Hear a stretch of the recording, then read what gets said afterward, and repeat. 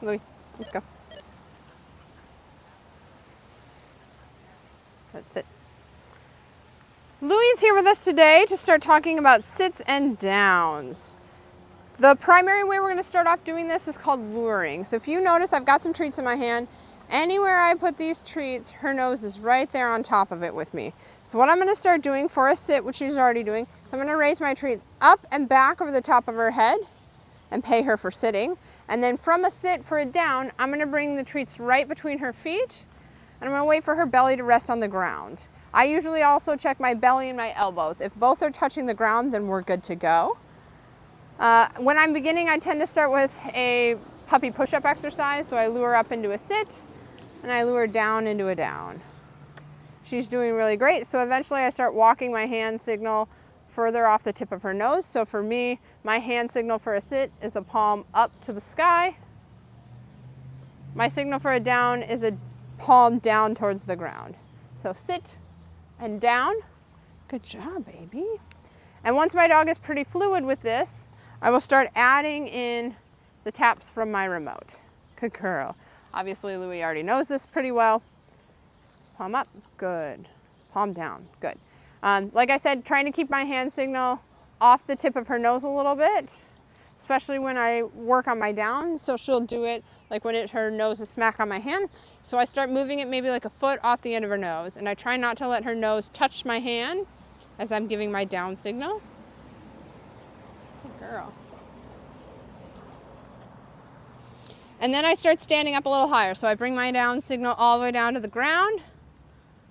And then maybe I only go about halfway up my shins, and then my knees, and then I'm standing all the way up. Good.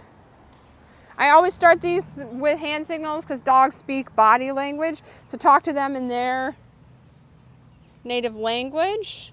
English is a second language for them. They've got to learn all those verbal commands that we like using, and we got to be patient with that. So what I'm going to start doing is I'm going to start saying my verbal command when I know that Louie is committed to finishing the behavior. I don't just want to go down, down, down, down, down.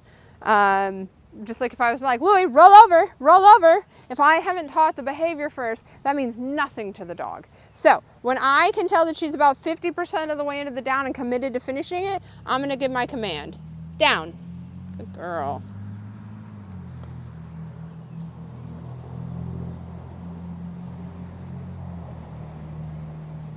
And I'm going to let her think. Sit. Good girl. It's okay if you say it after she's pretty much into the sit, as long as you say sit and she sits 100% of the time. Down. Good girl.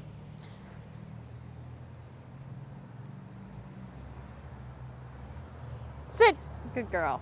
So the way that we start adding our e-collar into this is I'm going to start tapping at the same time I give the command. And it's when I can tell she's committed. Down. Good girl.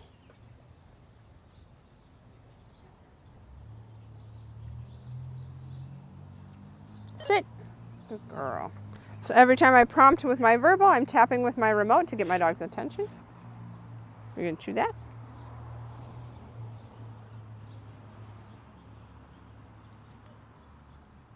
Down. Good girl. Sit. Good girl. Now eventually what I start doing is I start creeping it further and further forwards. So instead of 50%, maybe like 25.